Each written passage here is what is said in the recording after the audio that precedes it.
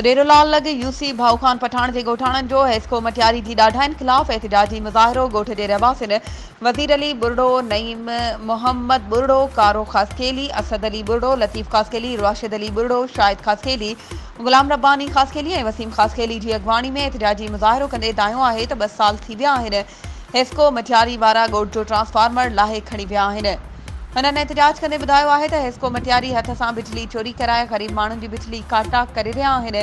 हुननि चयो त हेस्को मटियारी वाधू बिल मोकिले असांजे ॻोठ जी 25,000 माण्हुनि खे आज़ार में विझी छॾियो आहे। हुननि चयो त बिजली न हुअण करे नमाज़ी तोड़े मदरसे जा शागिर्द सख़्त मुश्किलातुनि खे मुंहुं ॾेई रहिया आहिनि।